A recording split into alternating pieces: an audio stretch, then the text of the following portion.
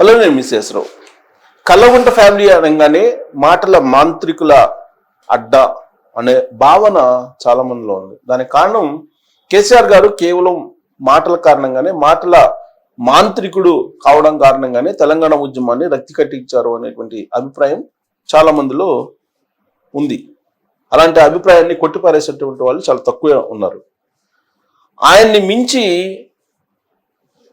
కేటీఆర్ గారు ఇప్పుడు నోటి ద్వారా పని చెప్తున్నారు. రేవంత్ రెడ్డి గారి మీద, తెలంగాణ ప్రభుత్వం మీద రకరకాలుగా మాట్లాడుతూ ఉన్నారు కేటీఆర్ గారు. లాస్ట్కి రేవంత్ రెడ్డి గారిని సీఎం అని కూడా పరిగణించకుండా, సీఎం హోదా ఉంది ఆయనకని మరచిపోయి, రేవంత్ రెడ్డి ఒక కుక్కలాగా అరుస్తున్నాడు, ఇలాంటి మాటలు మాట్లాడుతూ ఉన్నారు. అది వ్యక్తిగతమైనటువంటి దూషణ కింద మనం తీసుకోవచ్చు. కానీ ఆంధ్రప్రదేశ్ని కూడా ఆయన చులకనగా మాట్లాడుతూ ఉన్నారు.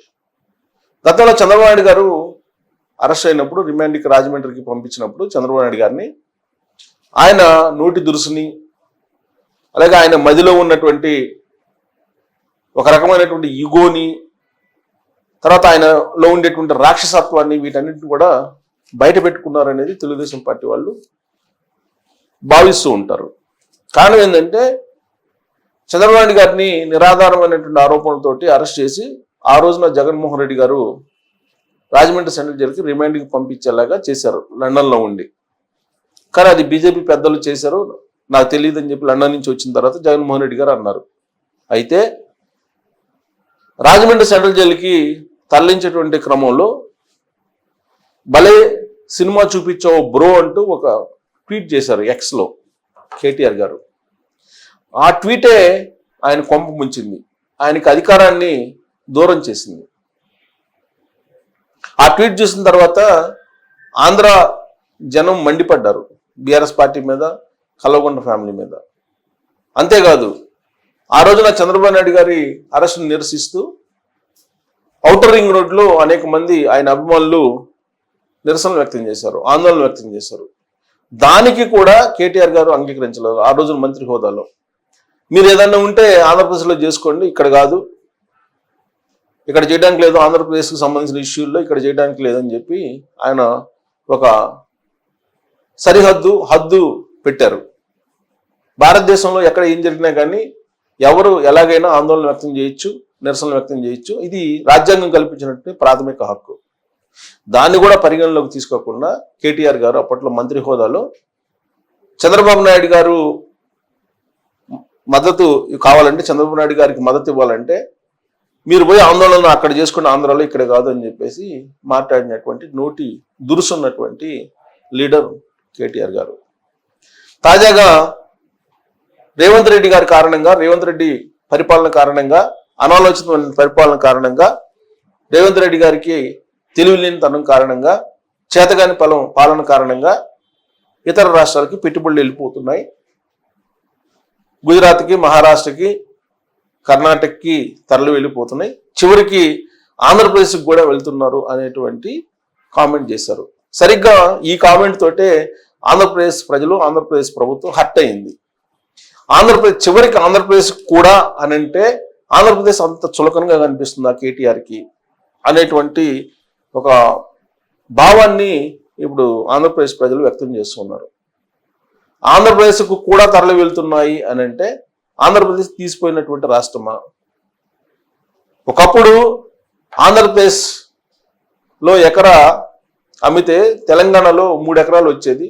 ఇప్పుడు తెలంగాణలో ఎకరా అమ్మితే ఆంధ్రప్రదేశ్లో 10 ఎకరాలు వస్తుందని చెప్పి కామెంట్ చేసినటువంటి కల్లగుంట ఫ్యామిలీ, అమరావతి ప్రాజెక్టు కూలిపోయినందునే తెలంగాణలో డెవలప్ అయింది, తెలంగాణ భూములు పెరిగిపోయాయని చెప్పినటువంటి హరీష్ రావు, కేటీఆర్, కవిత, కేసీఆర్ వీళ్ళందరూ ఆంధ్రప్రదేశ్ పట్ల వాళ్ళకి ద్వేషం ఉందా? చంద్రబాబు నాయుడు గారి పట్ల ద్వేషం ఉందా?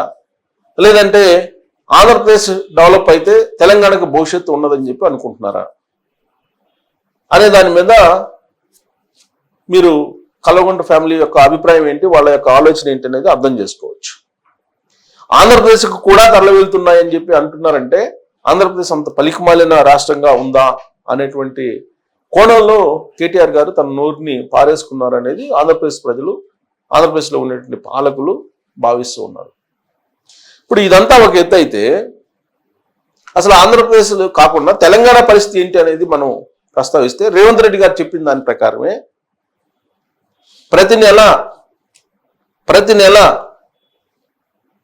ప్రభుత్వాన్ని నడపడానికి సరిపడా ఆదాయం రావట్లేదు. 22,000 కోట్ల రూపాయలు కావాలి ప్రతి నెల, కానీ వస్తుంది 13,000 కోట్లు మాత్రమే, 18,500 కోట్లు మాత్రమే. ఈ 18,500 కోట్లలో 6,500 కోట్లు జీతభత్యాలకు వెళ్ళిపోతున్నాయి. అలాగే మిగిలిన 6,500 కోట్లు చిన్న అవసరాలకి సరిపోతున్నాయి. ఇక మిగిలింది కేవలం 5,500 కోట్లు. ఈ 5,500 కోట్లలో మొత్తం నిర్వహణకు సంబంధించి వడ్డీలకి, ఇప్పుడు ఉద్యోగుల జీతభత్యాలకి సంబంధించి 6,500 కోట్లు పోతున్నాయి. కేసీఆర్ గారు చేసినటువంటి అప్పులకి 7 లక్షల కోట్లు అప్పులు చేశాడని చెప్పి రేవంత్ రెడ్డి గారు చెప్తున్నారు. 7 లక్షల కోట్లకి వడ్డీ కట్టాల్సి వస్తుంది ప్రతి నెల అని చెప్పి లెక్క చెప్తున్నారు. ప్రతి నెల 6,500 కోట్ల రూపాయలు సుమారుగా వడ్డీ కట్టాల్సి వస్తుంది. కేసీఆర్ చేసినటువంటి 7 లక్షల కోట్లు సుమారుగా అప్పులకి, జీతభత్యాలకు 6,500 కోట్లు పోతుంది. వెరసి 13,000 కోట్లు ప్రతి నెల తెలంగాణ ప్రభుత్వానికి ఇవి సరిపోతున్నాయి. ఇవి పోగా ఇంకా రెవెన్యూలు అంటే 18,500 కోట్లు మొత్తం రెవెన్యూ వస్తుంది. దీంట్లో 13,000 కోట్లు పోతే ఇంక ఉండేది 5,500 కోట్లు. ఈ 5,500 కోట్లతోటి ఇప్పుడు తెలంగాణలో అమలు చేస్తున్నటువంటి 25 నుంచి 30 పథకాలు అమలు అవుతున్నాయి. ఈ పథకాలకి సర్దుబాటు చేయలేక ఒక నెలలో ఒక పథకం, ఇంకో నెలలో ఒక పథకానికి సర్దుబాటు చేయాల్సినటువంటి పరిస్థితి వస్తుంది. ఇలాంటి పరిస్థితికి కారణం ఎవరు? కేసీఆరే కదా అని చెప్పి రేవంత్ రెడ్డి గారు చెప్తున్నారు.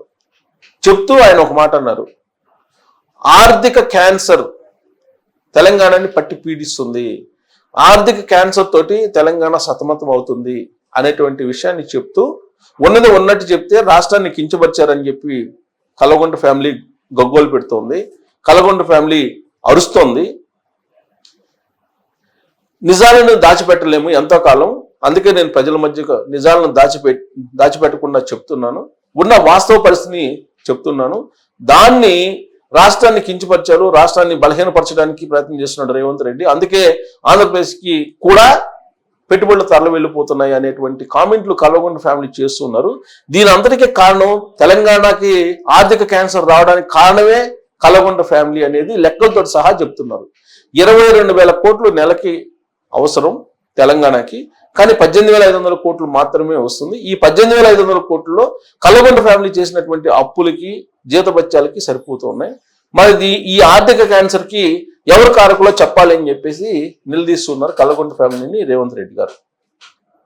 మరి రేవంత్ రెడ్డి గారు నిజాలని దాచిపెట్టి, అబద్ధాలు చెప్పి, మభ్యపెట్టి పెట్టుబడులు తీసుకురావాలా, లేదంటే నిజాలను బయట పెట్టాలని అంటే రేవంత్ రెడ్డి గారు నష్టపోయినా పర్వాలేదు, ఉన్నది ఉన్నట్టు నేను నిజాయితీగా ప్రజలకు చెప్తాను, ప్రజలను నమ్ముకొని వచ్చాను. నేను 10 సంవత్సరాల పాటు కల్వకుంట్ల ఫ్యామిలీ రాష్ట్రాన్ని ధ్వంసం చేసింది, రాష్ట్రాన్ని దోపిడీ చేసింది. ఆల్రెడీ కాళేశ్వరం అని చెప్పి 1,00,000 కోట్లు దోసేశారు, వివిధ మార్గాల్లో భూములు కొట్టేశారు, లక్షల కోట్లు సంపాదించుకొని వాళ్ళు విదేశాలకు డబ్బులు తరలించారు.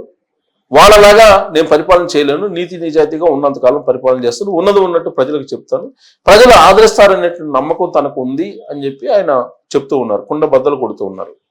కేసీఆర్ గారు ఇవన్నీ దాచిపెట్టి ప్రజలను మోసం చేశారు కాబట్టి 2023 అసెంబ్లీ ఎన్నికల్లో ఆయన దించేశారు. కాబట్టి ఆయన తరహాలో నేను పరిపాలన చెయ్యను అని చెప్పి చెప్తూ, ప్రజలే నాకు పారదర్శకంగా ఆయనకు చెప్పాలి, ప్రజలే నాకు కొలమానం, కాబట్టి ప్రజలకు ఉన్నదన్నట్టు చెప్తానని చెప్పేసి రాష్ట్ర ఆర్థిక క్యాన్సర్ విషయాన్ని ఆయన చెప్పడం జరిగింది. మరి ఇప్పుడు రేవంత్ రెడ్డి గారు చెప్తున్న దాని ప్రకారం తెలంగాణని ఆయన కించపరుస్తున్నారా, లేదంటే అప్పులన్నింటిని దాచిపెట్టి కల్వకుంట్ల ఫ్యామిలీ తన నోటి దురుస్తనాన్ని ప్రదర్శిస్తూ ఉంది, ఆ ఫ్యామిలీ తెలంగాణ సమాజాన్ని పక్కదావ పట్టిస్తుందా? ఎవరు పక్కదావ పట్టిస్తున్నారు, ఎవరు తెలంగాణ రాష్ట్రానికి అన్యాయం చేస్తున్నారు అనే దాని మీద మీరు కామెంట్ చేయొచ్చు. Thank you.